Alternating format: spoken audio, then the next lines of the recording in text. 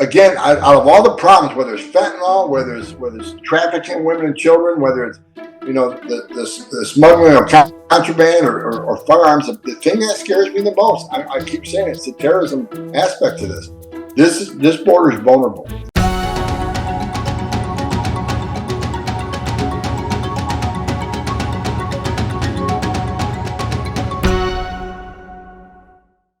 Welcome to No Border, No Country. We have a very special guest with us today. This is a man who has forgotten more about immigration enforcement than most people will ever know.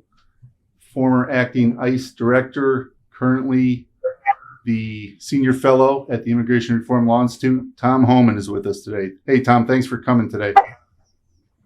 Hey, good morning. Thanks for having me. Okay, so you and the gentleman to my right, Judge Matt O'Brien, were recently featured in the Washington Times.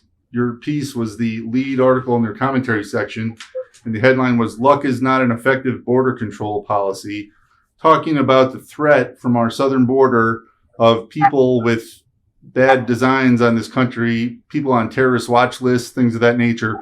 How big a threat is that to the country right now in your estimation? I think it's the biggest threat. I've been talking about this for 2 years. The fentanyl coming across the border, of course, that's a big threat. Illegal immigration, record number of illegal aliens, a threat. Record number of investigations to trafficking, sex trafficking, women and children, huge threat. But I've said from the last 2 years, the biggest threat I see is the border is very vulnerable to terrorists entering the country. And when you see the numbers where they are right now, last 2 years, historic illegal immigration.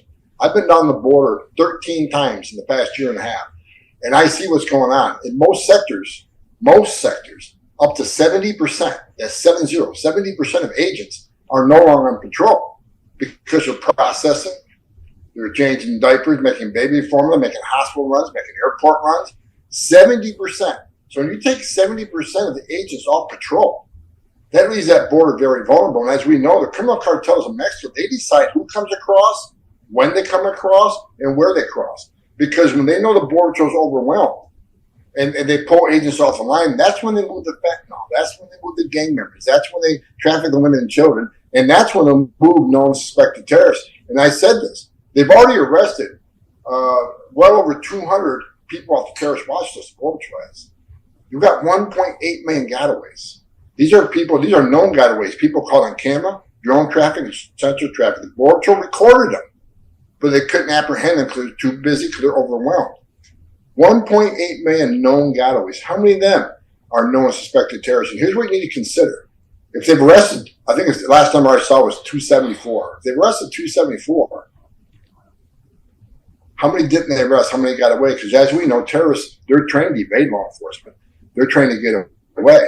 And what should scare the American people is Border Patrol's arrested people from 171 different countries. Many of these countries are sponsored by terror. They've arrested 274. You got 1.8 million gotaways. If you don't think a single one of that 1.8 million gotaways didn't come from a country that sponsored terror, then you're ignoring the data, you're ignoring the percentages. It's mind-boggling what's going on. On top of that, there have been a huge number of criminals as well. And we just saw in Pennsylvania, we had a murderer who killed someone in Brazil, and here in the U.S. escape. And we had a mass murderer who was previously a Brazilian police officer. So how many criminals are getting through? Well, you look at the CBP stats. I actually looked at it the other day, and since this administration has been in power, they've arrested over 100,000 criminal aliens. Aliens have already been convicted of some crime. Over 118 of them were convicted of homicide. Again, criminals don't want to be arrested because they know when they get crossing, they get apprehended, they're going to be vetted. They're going to be fingerprinted, and the records may show up depending on what country they're from. Criminals don't want to be arrested.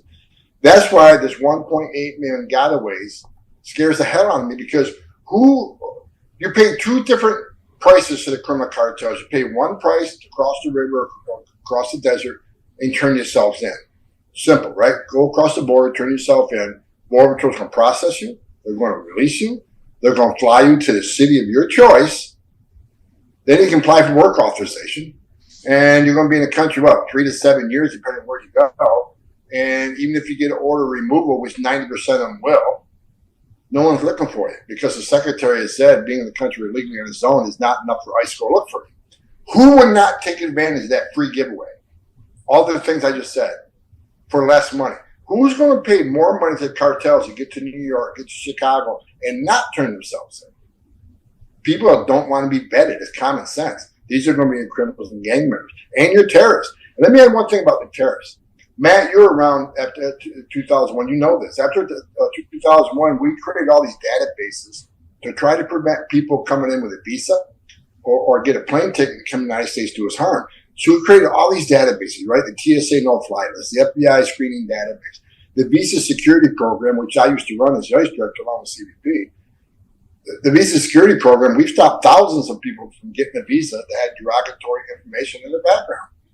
But what terrorist today is going to apply for a visa or try to get an airline ticket when they know there's a vetting process and they may be called out? Why not just get to Mexico, cross the border illegally like 1.8 million known gotaways did, and get in this country unknown? That should scare the hell out of every American. Scares the hell out of me. After doing this kind of work for so long, it's, I think what most people don't realize is you don't know who you didn't know about. And so, as you pointed out with the gotaways, you have thousands upon thousands of people who are coming into the U.S. who may have nefarious intent, and we have no idea who they were. These two Brazilians, we had no clue as to who either of them was or where they were in the U.S. One thing to add to this, that what makes me so sure this is happening, because I got contacted by two whistleblowers in the Border Patrol. This had to be close to 8-10 months ago. And they told me that this administration has been so pressing the agents to process quickly, release quickly, because this administration care more about the optics of the crisis than the crisis itself, right? Because if there's no overcrowding, then the secretary can say, look, nothing to see here. No out of control, no overcrowding. We got this covered, border secure. So they've been demanding the border patrol agents process as quickly as they can and release it quickly as they can. There's no overcrowding. These two whistleblowers told me that they were pressed so hard to release people quickly. I'll give you two examples. One whistleblower said he was processing an alien. The alien had COVID. He also was convicted of homicide. He was ordered to release the guy because they didn't want to put someone positive COVID into the facility. A convicted murderer was released because it was all about releasing it and not putting him in detention. The other whistleblower told me that he was processing somebody from one of the countries, a special interest alien, from a special interest country. You know who they are, those who are prone to terrorism against the United States. He processed them. He sent the paperwork to the vetting process to FBI. The next day they released him. The vetting hadn't come back yet because he was pressed so hard to release this guy. He released him before vetting was done. Vetting came back a day later. The guy was hot. He was on terrorist watch list. He was released. So, this is one man that was brave enough to tell me about it. Of course, I turned over to Jim Jordan's staff, who was investigating this terrorist threat on the border. So I turned him over to his staff to handle him as whistleblower and go from there. But this is just one man telling me the story. How many more others out there just like this? Knowingly releasing somebody without proper vetting. It's happened thousands of times. I mean, I talked to border patrol agents and said they don't do vetting. When they get hammered, there's a memorandum out there right now talking about releasing people quickly so there's no overcrowding so they get back on the line.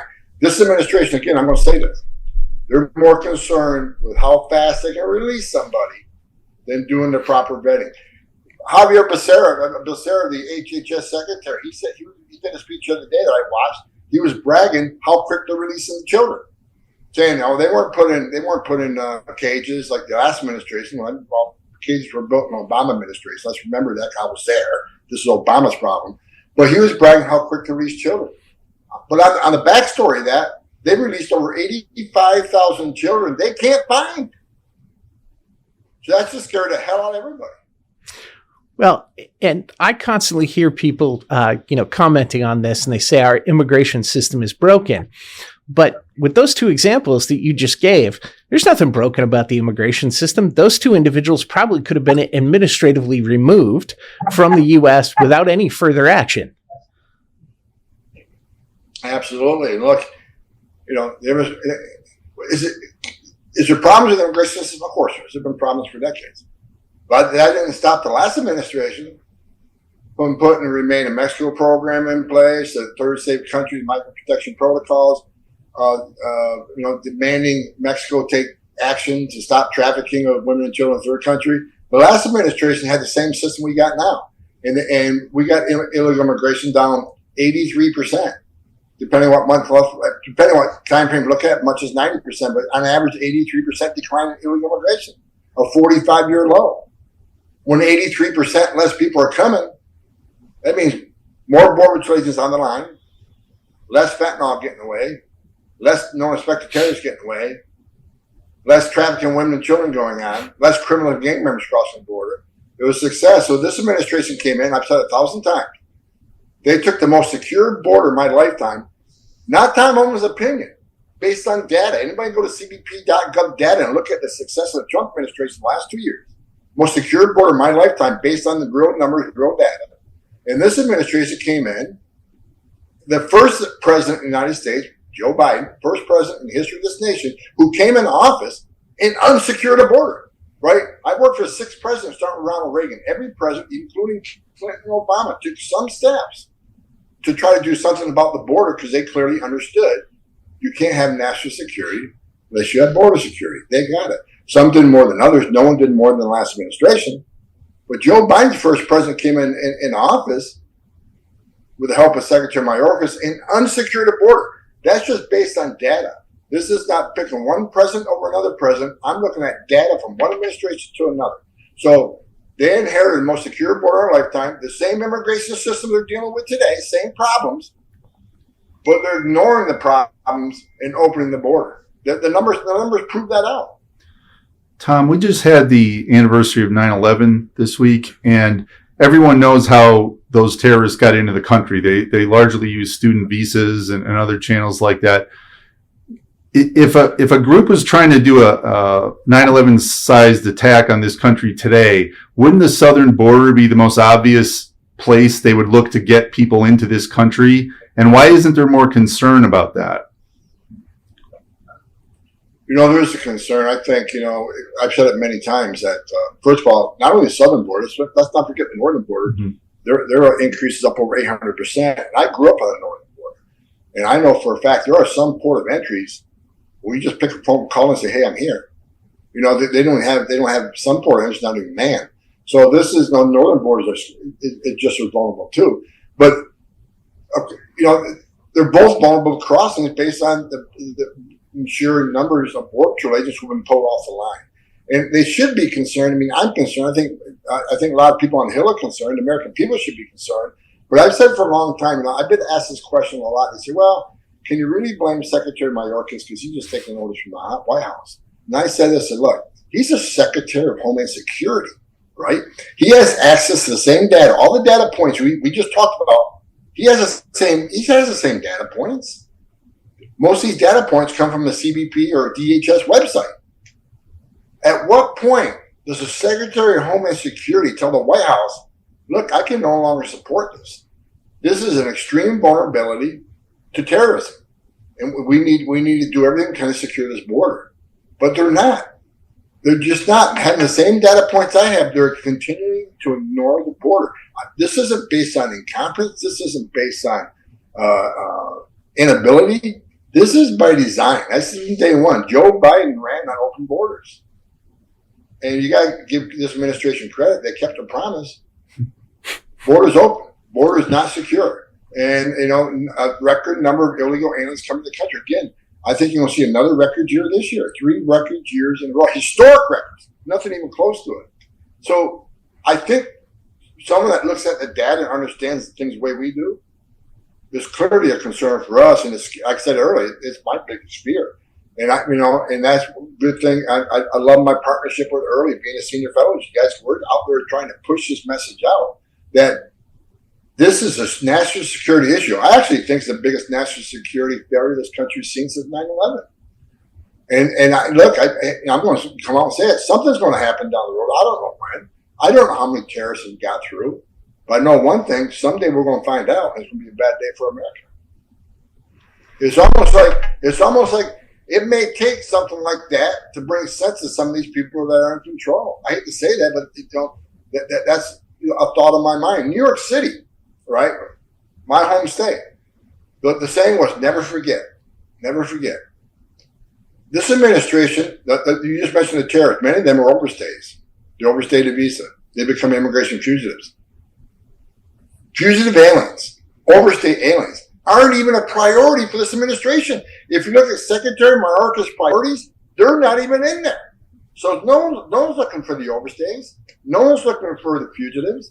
The only thing they're looking for is national security threats based on, again, database information, or significant criminal aliens who've been convicted of an aggravated felony. Everybody else is off the table. ICE isn't looking for overstays like those 9 terrorists were. They're not looking for people that are fugitives that didn't leave when the judge ordered them to leave. There's nothing in the immigration law that says you got to commit yet another crime to be arrested and removed from the country. The INA is clear. If you're in the country illegally, you should be arrested and removed, especially upon the order of an IJ. There's nothing that says you got to go commit an aggravated felony to be arrested. So all these people coming in, all they got to do is, enter the country illegally, which is a crime in itself, or they came in with a visa and overstayed it. They're arresting comfortably because no one's looking for them. The secretary said it. They're not a priority. And that should scare the hell out of everybody because they're the exact same type of people that attacked us on 9/11, and we're not even looking for them. We also had a story last week, Tom. I'm sure you saw it, that a book is coming out about Biden, and it said that when he came into office, he actually wanted to keep some of the Trump immigration protocols in place, but was essentially overruled. So people have suspected that he's not making the final calls in the White House anyway, and this kind of confirms it. But if he's not making the decisions on these big immigration questions, who's calling the shots in the White House with respect to this? I know at one point, whether she still is or not, my sources told me Susan Rice was making a lot of decisions when it came to the border. Nothing on the border happened without her concurrence, whether it's vaccination, whether it's catch and release, or whether it's some of the things they've done with some of the facilities. My sources say the decision point was hers. Now she's no longer there, so I don't know. It was speculation. Past President Obama's making a lot of decisions. I don't know. I know it isn't President Biden, because if it is, he's done a complete 180 because President Biden voted for border barriers. He voted for border walls as a senator. And so then Barack Obama and Hillary Clinton, they all voted border barriers, but when Trump came into power, all of a sudden border barriers are useless. What was the sense of doing it? Jen Psaki stood at the White House podium and said they stopped constructing the wall because it didn't work, which was a lie to the American people. Jen Psaki should have went to cbp.gov and looked wherever they built the wall. Every place they built a border barrier, illegal immigration declined and drug flow declined. So she lied to the American people. So who's making decisions? I don't know. But as the President of the United States, the buck stops with him. But I'll keep going back to the Secretary of Homeland Security. His number one job is to keep this country safe. He knows a vulnerable border patrol is a national security threat. He should stand up and either demand action that they secure the border or resign in protest and let the American people know why he resigned. A better man, a man with some integrity, would do that. Now, Tom, you just mentioned the border wall. We were recently together in Israel. Yeah, it was a great trip to Israel. We have a lot of similarities, Matt. And one of the things the guy told me that one of the hosts over there, Israel's a little different from the United States because our border security is a matter of life or death if people want to destroy us. Well, I think we're there. I think, you can't separate us based on that anymore because with the terrorist threat on that border, I think we're in the same position. That border is a threat to our existence. That border is a threat to a terrorist act in this country. And I think it's going to be bigger than the last one. So when he said that, maybe years ago, I'd say, yeah, you're probably right, but not anymore. This is, again, I'll hammer this 100 times. This is the biggest national security threat this nation has seen since 9/11. So I think it is a matter of the existence of this country and protecting our citizens as much as Israel wants to protect their citizens. Well, I think the thing we saw over there is these arguments that walls don't work. The Israelis have proven that they do, in fact, work. We saw them in action. And in Israel, they're not just to keep out the terrorists. Israel has a lot of problems with alien smuggling and contraband and all of those kind of things, just like the U.S. And the fact is the walls work for both the terrorism and the border crime. Oh, absolutely. And you know, I hear now for naysayers, I've read it 100 times. Well, apparently walls don't work. We got record illegal immigrants coming across the border. Apparently Trump's wall didn't work. It's a ridiculous thing to say because you got to ask the second question: where are they crossing? They're crossing where there isn't a wall. I mean, so you know, here's what I'll say about our wall that we constructed under the last administration. The wall is an end-all, be-all. The wall is meant to slow people down. Can people scale that wall? Some can. Some talented young people, we've seen it. They've scaled it. Very few have been able to do it, but some can. But the wall is about slowing people down. This wall is a smart wall. You start digging under the wall, we know about it. You start climbing the wall, we're going to know about it. It gives time for Border Patrol to respond. The few videos are out there showing someone scaling the wall and coming on the other side. What they won't show you is Border Patrol apprehend them right after because there are certain sensor capabilities that let people know they're climbing that wall. The good thing about the wall, in my opinion, it saves lives because the most vulnerable, the women and children, can't climb that wall. They can't scale that wall, which is going to force them to go to a place where there isn't a wall. And guess who's sitting there waiting for them? The men and women in green, the Border Patrol agents. They're, number one, going to deal with the humanitarian issue because a lot of these people are in bad shape. Deal with the medical issue, make sure someone don't die. The walls save lives. I've said it from day one. I went back to the International Chiefs of Police last year. A quick story in San Diego. I was a border patrol agent in Campo, California, which is up on a mountain about an hour east of San Diego. So one afternoon, I had the afternoon off. So I took a rental car and I went to my old station in Campo, California. When I was an agent, we got the biggest cocaine seizure in the history of the Border Patrol. This was in 1987.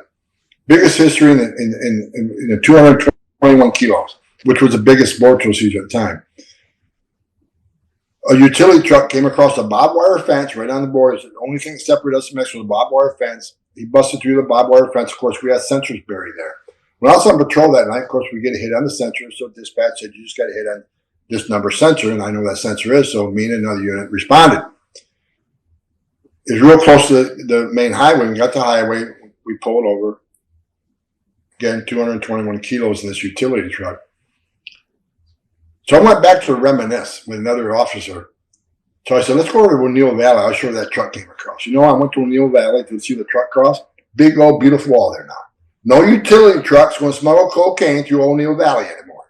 So the walls are great. It saves lives. It stops the vehicle smuggling, large scale smuggling like that. So walls work. And like I said, the people that are naysayers now, if you look back in the history, they all voted for it. Schumer voted for it. Clinton voted for it. Hillary Clinton voted for it. Barack Obama voted for it. Joe Biden voted for it. Why would you vote for something that doesn't work? So they know it works. And that's why they try to close some of the open gates now. They're trying to take some control. Walls work, bottom line. And if they want to solve the crisis on the southern border, which they don't, they keep building the wall. The wall is going to save lives. Okay. So one of the other things that I think a lot of people don't understand is we have enemies like China and Russia and Iran, and they have intelligence services, and they watch these things as well. Well, absolutely. And people need to understand, we got, like I said earlier, people from 170 different countries crossing the border. I just got a report yesterday that in the month of August, more than 85,000 aliens crossed through the Darien Gap in Panama from Colombia to Panama, which is a major route for many countries. Over 85,000. About 3,000 of those were Chinese nationals. The border right now is averaging about 2,000 Chinese a month. Most of these Chinese are male, military-age males. Again, that should be concerning. They've arrested people from Turkey. They've arrested people from Syria. They've arrested people from North Korea. They've arrested people from a lot of countries that would like to see nothing other than the United States being destroyed. Let's look at Afghanistan, where thousands of terrorists were released from prisons. Terrorists whose sole goal in life is to destroy this nation. And all they got to do is get to Mexico. So yes, China's a threat. They've arrested Russians at the border, 170 different countries. And like I said earlier, many of these countries not only sponsor terror, they hate the United States.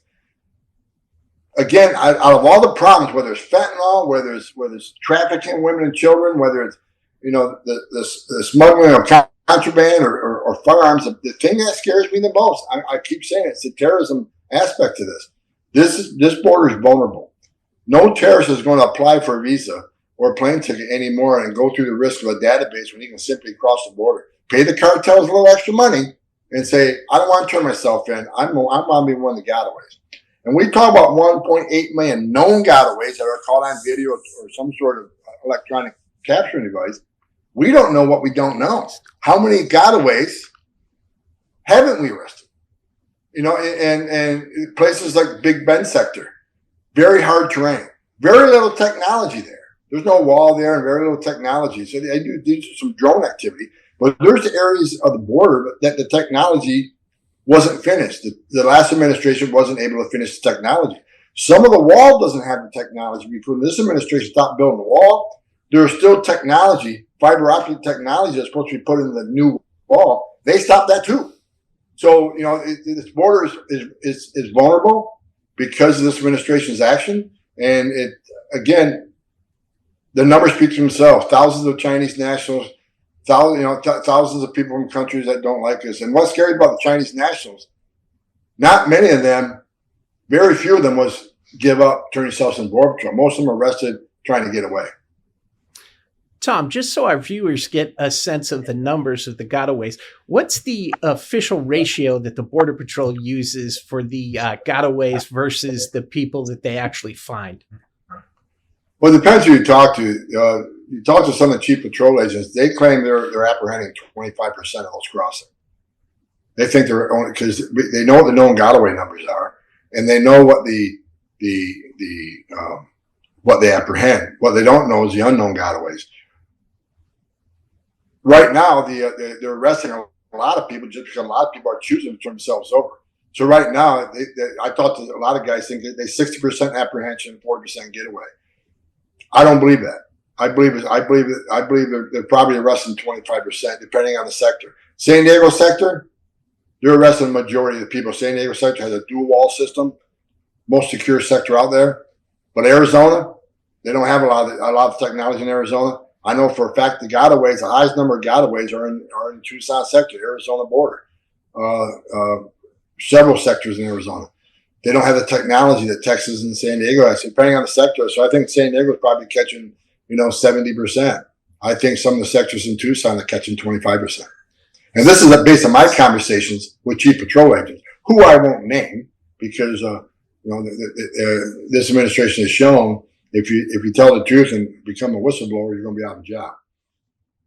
Congratulations, you made it to the end of the podcast. If you found this information valuable, be sure to hit the like button, subscribe to this channel, and share this video with your friends.